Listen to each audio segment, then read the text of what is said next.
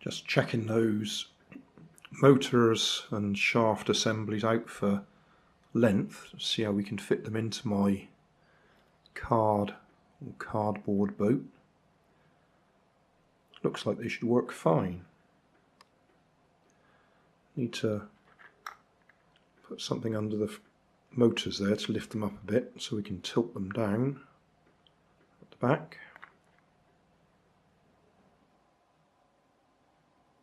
Motors in place, propeller shafts down through the bottom of the boat, propellers on the back.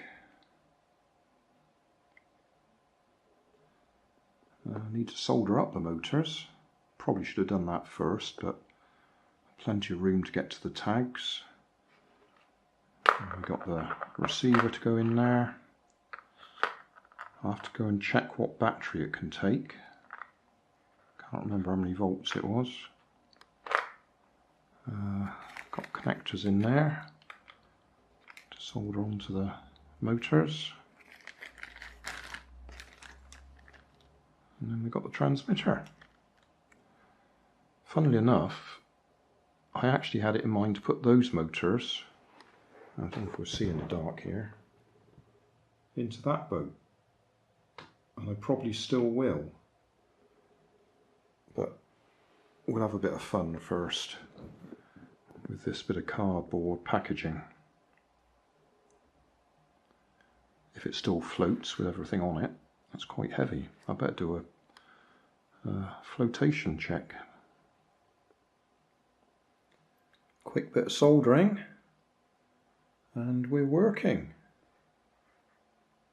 Forwards, backwards, left, right. Not that you can see anything that tells you whether it's left or right, but this is why it was telling you in the description this is no good for a car, because it drives both motors, and depending on which button you press depends on which direction the motors go. So forwards, they're actually counter rotating. We've got different direction propellers on there. So forwards, this one goes that way, and that one goes that way. And backwards, obviously they go the opposite way. And then if I go right, they both turn the same direction, which means in effect one of them's going backwards.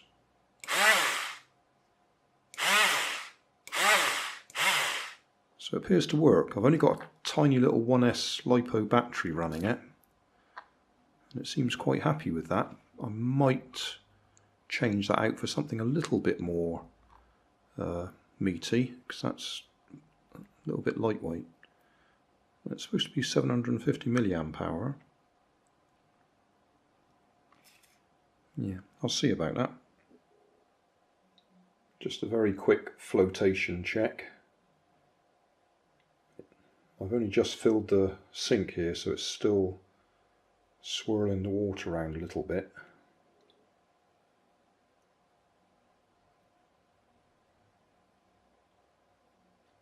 Still, let's have a quick look. Forwards, yes, just sprayed water everywhere.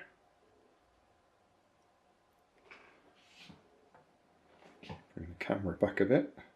Backwards, yeah, that sprays water in there, so backwards is not a good idea. I did coat that receiver with nail polish, so it should be waterproof.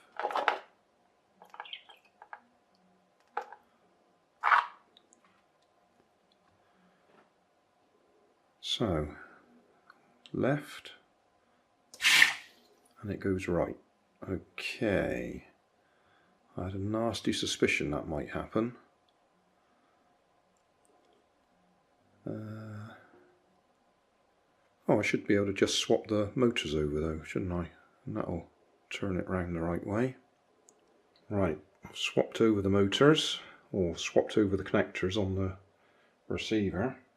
So left this time, Yeah, that's left. Got the camera soaking wet. Right. Yeah. Okay, well, it looks like it works. Looks like it's going to be very messy. Gonna have to go and clean the camera lens now. But it works.